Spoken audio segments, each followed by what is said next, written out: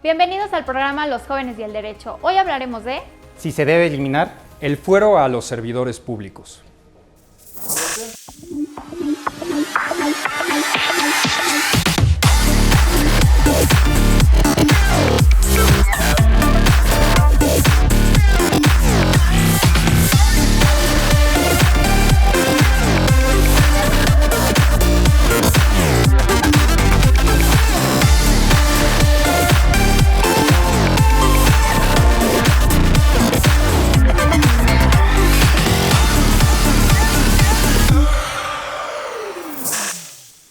Muy buenas tardes, amigos y barristas. Sean todas y todos bienvenidos a una nueva emisión de nuestro programa Los Jóvenes y el Derecho. Un espacio en donde debatiremos temas de trascendencia y coyuntura jurídica cuyas posturas a favor y en contra serán debatidas, confrontadas y desarrolladas por brillantes jóvenes abogadas y abogadas. Y bueno, hoy más que nunca, el fuero se ha convertido en la agenda más importante o el tema más importante dentro de la agenda nacional. Y sin lugar a dudas, el caso del gobernador de Tamaulipas respecto de la declaración de procedencia, pues nos hace replantarnos nuevamente, ¿debe eliminarse el fuero en los servidores públicos? El día de hoy nos acompañan dos brillantes abogados quienes nos compartirán sus posiciones y reflexiones en torno a este tema.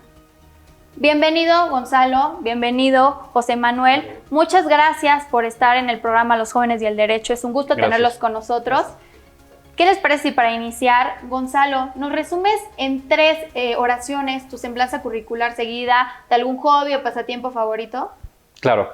Bueno, yo soy licenciado en Derecho por la Universidad Panamericana, tengo una maestría en Gobierno y Políticas Públicas y me dedico al litigio constitucional. Entre mis hobbies están principalmente leer y tomar fotografía.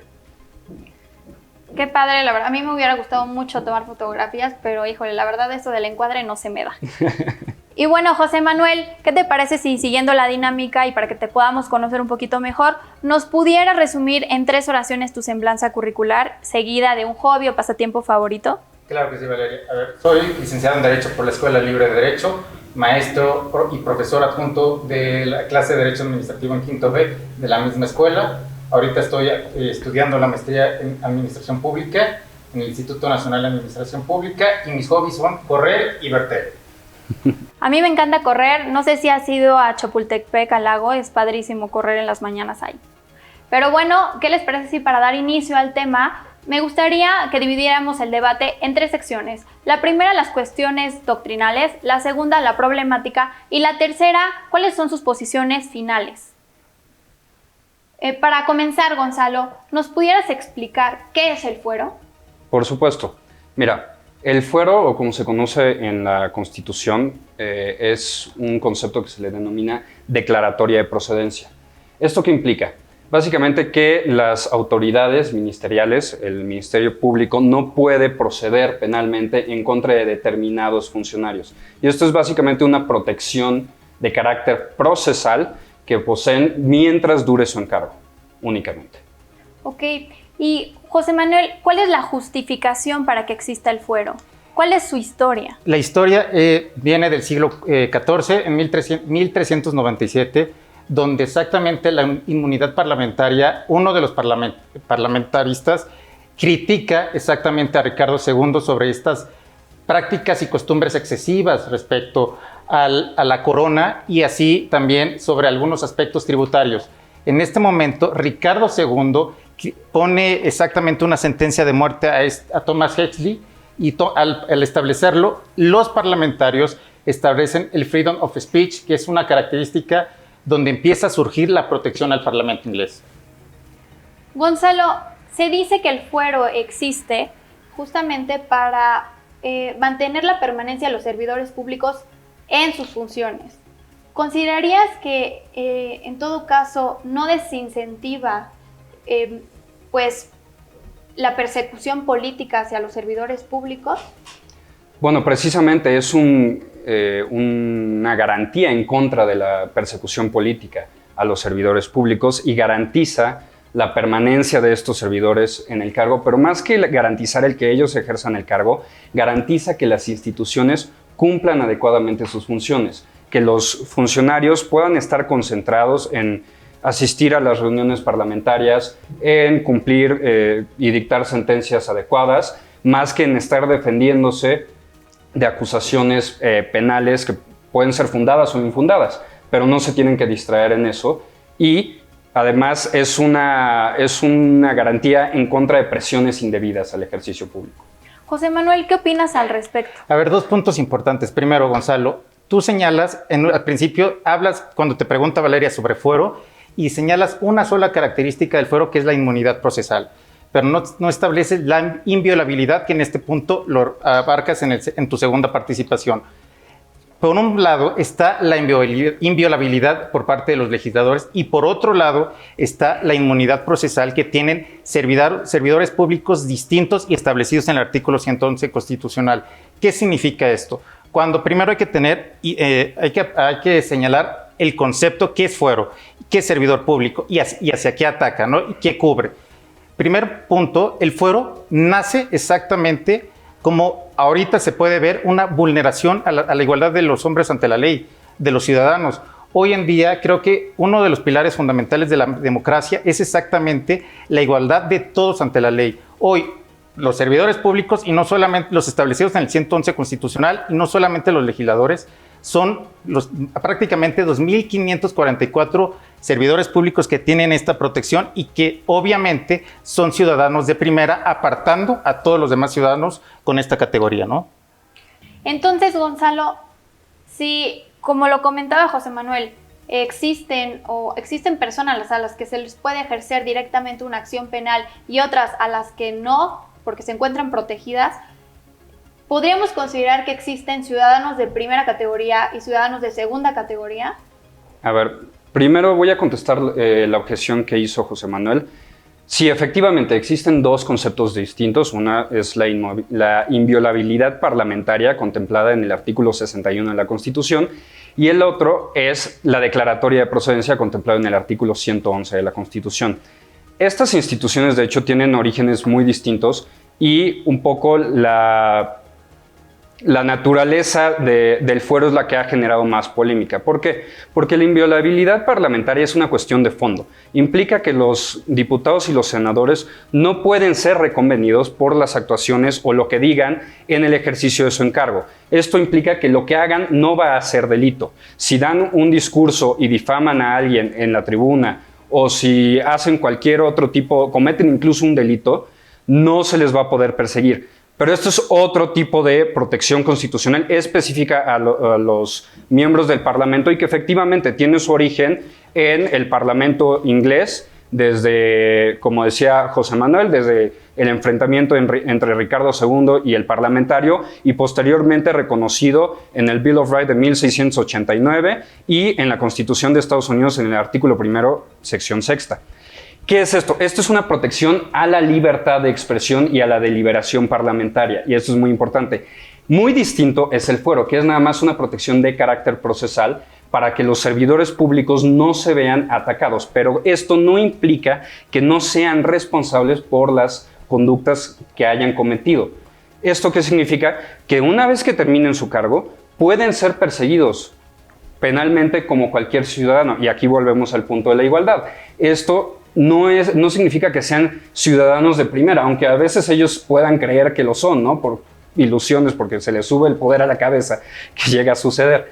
Pero esto no significa que sean ciudadanos de primera, simplemente hay un límite procesal, y los delitos, una vez que ellos terminen su encargo, pueden ser perseguidos. Además, la prescripción de los delitos, o sea, el tiempo en el cual el Ministerio Público puede perseguirlos, no se interrumpe durante el ejercicio de su encargo. Entonces, si ellos cometieran cualquier delito durante el tiempo que son diputados, senadores, gobernadores, el periodo de prescripción inicia una vez que dejan el cargo, y el Ministerio Público va a tener todo el tiempo que marca la prescripción de ese delito específicamente para perseguirlos. Entonces, realmente no hay ninguna violación del principio de igualdad, simplemente es una garantía institucional. Así como al presidente no se le puede acusar de cualquier cosa porque tiene en sus manos una responsabilidad muy importante, y el estarlo acusando interrumpiría sus funciones y por lo tanto daría al traste con la estabilidad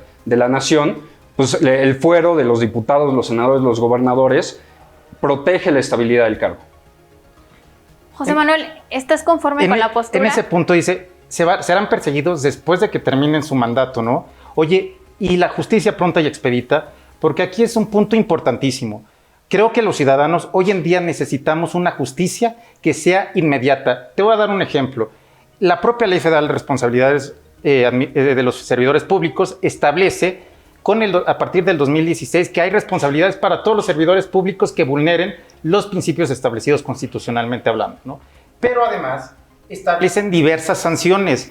Estos servidores públicos, que estamos hablando prácticamente de un universo de 2.500 en todo el país, ¿qué pasa?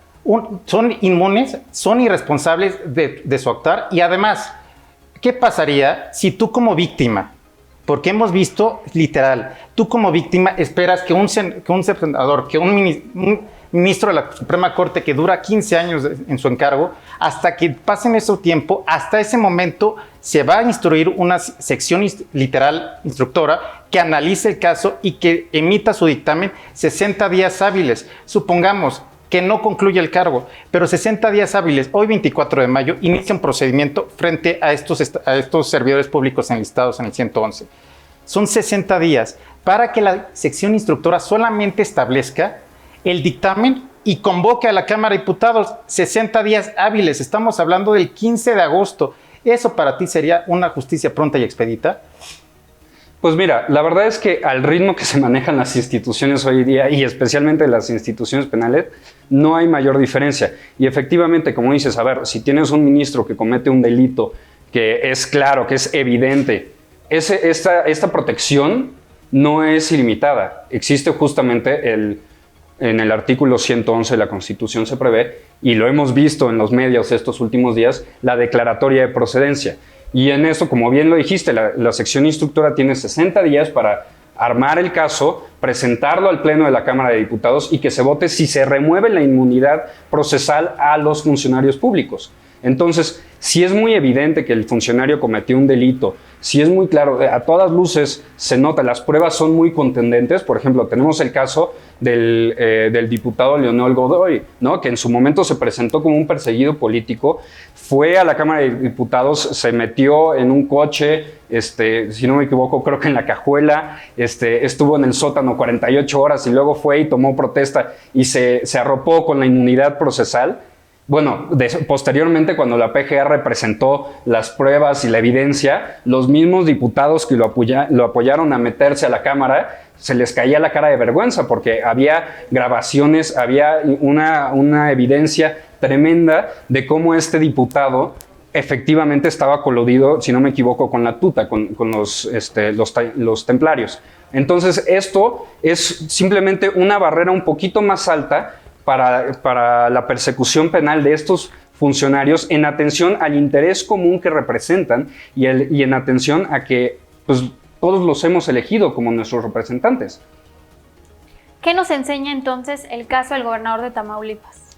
El caso del gobernador de Tamaulipas es literal. Ahorita obviamente falta que los órganos jurisdiccionales emitan sus diferentes resoluciones, pero en este momento el gobernador de Tamaulipas tiene fuero y obviamente el gobernador de Tamaulipas tiene que ser desaforado por el Congreso Estatal, y una vez que lleve a cabo este desafuero, tiene que ser sometido a los órganos jurisdiccionales. Pero en este momento, el caso emblemático del gobernador Cabeza de Vaca obviamente tiene un largo camino por recorrer. ¿Considerarías entonces, Gonzalo, que debiera eliminarse la figura del fuero para, en todo caso, no generar impunidad? ¿O cuál es tu postura precisa? Bueno, mira, mi postura es que absolutamente hay que conservarlo.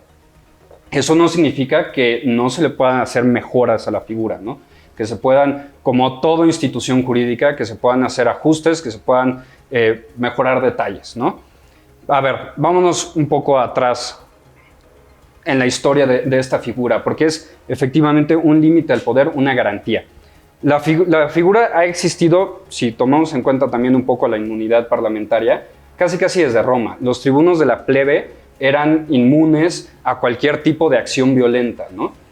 ¿Y esto por qué es? Porque la actividad política, por su naturaleza, es de carácter, es de choque, es violenta, ¿no?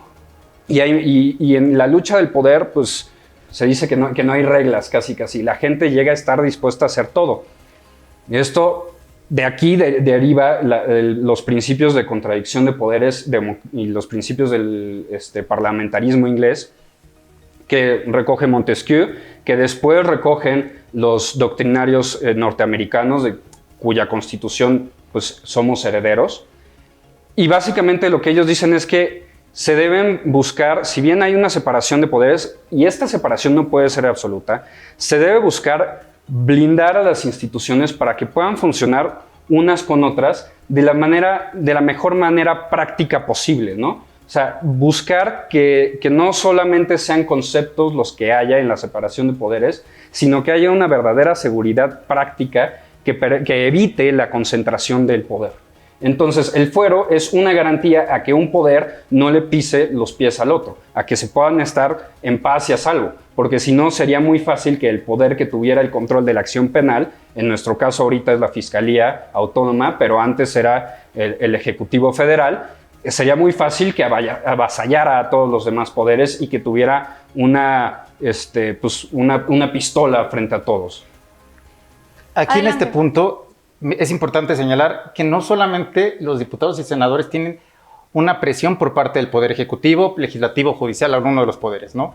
Aquí también, yo nada más hago la pregunta, ¿cuántos ciudadanos literalmente tienen esta presión y no tienen un fuero? Y que ellos, a través de un mecanismo, un medio legal llamado amparo, ejercitan su garantía constitucional y luchan contra esa tiranía o ese abuso de poder, ¿no? Entonces, aquí estamos hablando de un fuero que es una figura anacrónica, obviamente sirvió en un momento, pero hoy en día, con el principio de igualdad de todos ante la ley, con uno de los pilares de la democracia y al final de cuentas, con esta ciudadanía tan activa, cualquiera podemos incurrir como ciudadanos dentro de la injerencia de un poder. José Manuel, entonces, bajo tu punto de vista, ¿debe eliminarse el fuero o debe reformarse? Totalmente se tiene que eliminar porque es una necesidad, obviamente es un tema político y también es un tema mediático. ¿Qué significa esto?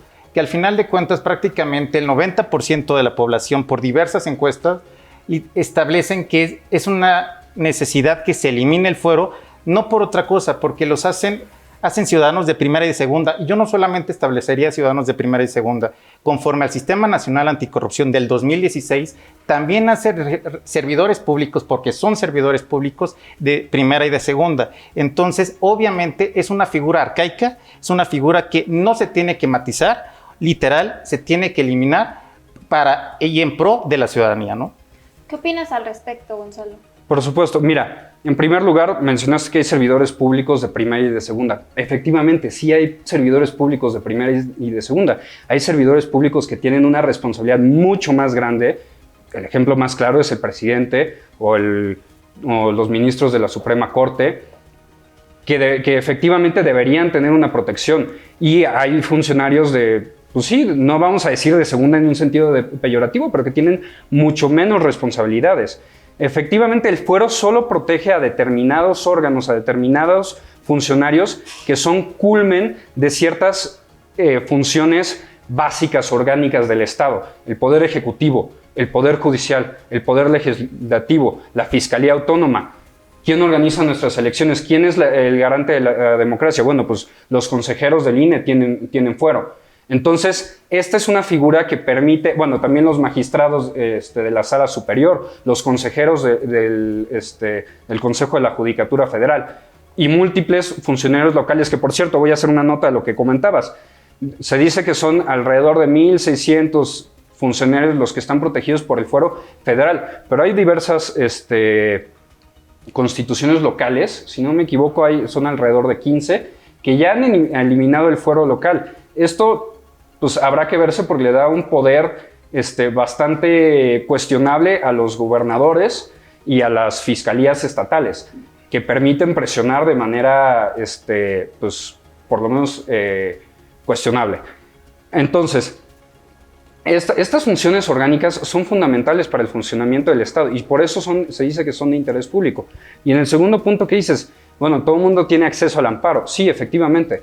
pero es un dolor de cabeza tener que enfrentarse a un proceso judicial, un proceso penal, que además, con las últimas reformas que ha habido en materia de prisión preventiva, ahorita a cualquier diputado lo podrían estar acusando, o a cualquier consejero del INE, imagínense, que a los consejeros del INE les hicieran una acusación por delitos electorales o por delitos de corrupción, estarían todos en prisión preventiva. Tendríamos un problema fantástico a menos de 15 días de las elecciones. Entonces, yo sí creo que es muy importante conservarlo. Eso no significa que no se pueda matizar. Gonzalo, 3 puntos. Dijiste que es un dolor de cabeza el amparo. Entonces, para el amparo, los ciudadanos sí tienen que tener este dolor de cabeza, pero algunos políticos no. Aquí es una de las preguntas. 2, hablas de las constituciones locales. Sí es cierto, prácticamente entre 12 y 16 constituciones locales han abrogado esta figura. Y nada más te hago una pregunta. ¿Cuántos presidentes municipales han metido a la cárcel los ejecutivos estatales?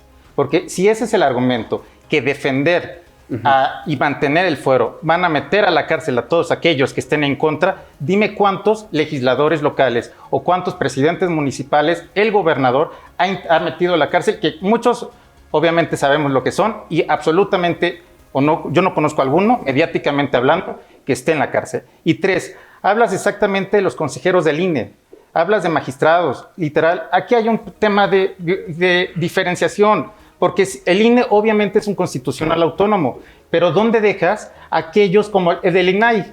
Los comisionados del INAI ahí no se encuentran en el 111 constitucional. Entonces, unos constitucionales autónomos sí tienen que tener fuero y otros constitucionales no. Entonces, aquí me parecen 3 aseveraciones que señalas que obviamente hacen arcaica esta figura.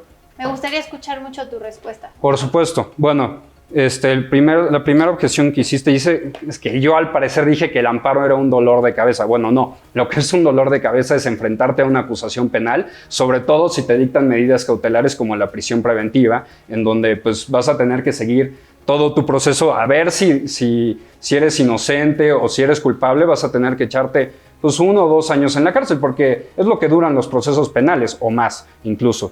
Luego, en cuanto a la cantidad de servidores públicos que hay en la cárcel, pues mira, vamos a dar, por ejemplo, el caso del Michoacanazo. Efectivamente, los presidentes municipales no tienen fuero, pero en el caso del Michoacanazo, al inicio del gobierno de Calderón, ¿cuántos presidentes municipales salieron después de haber sido acusados injustamente?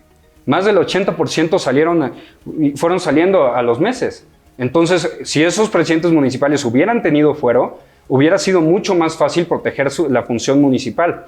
Y por último, dices, ¿cuántos OCAS no tienen, organismos constitucionales autónomos no tienen fuero? Bueno, precisamente es una de mis propuestas, ¿no? Debería matizarse, debería ajustarse. Efectivamente, es ilógico que el gobernador del Banco de México no tenga fuero, que los consejeros del INAI no tengan fuero, inclusive que los consejeros del INEGI.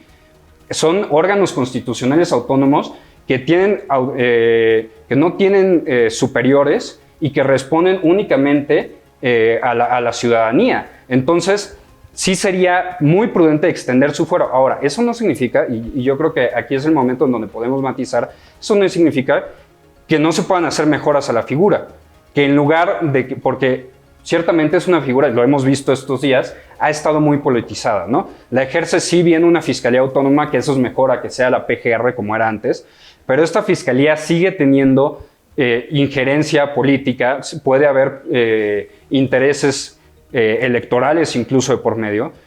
Vamos a poner el ejemplo de la Constitución de Ecuador. En ella se regula que quien ejerce la acción para la declaratoria de procedencia es un juez.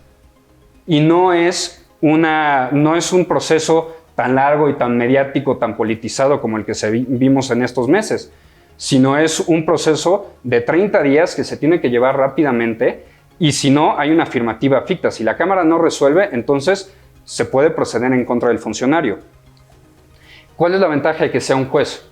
El juez ya recibió las constancias, ya valoró con un ojo clínico, con un ojo jurisdiccional, y eso le permite tener una opinión mesurada, porque además libre de la opinión pública, que es después como llega el asunto a los jueces, en el caso que tenemos nosotros, y en su caso ver si hay elementos suficientes, no como, por ejemplo, En el caso que tuvimos hace poco del gobernador Cabeza de Vaca, uno que haya visto el debate en el Pleno, los diputados se quejaron que les entregaron una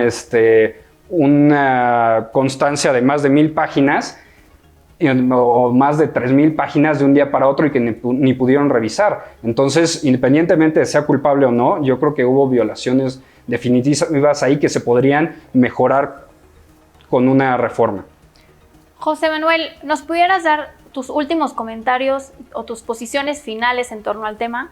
Primero, es una figura arcaica. Obviamente, yo creo que en un Estado democrático y de derecho como el que México hoy actualmente vive, tiene que eliminarse esta figura que es un manto protector a la inmunidad, que significa, por muchos casos, impunidad.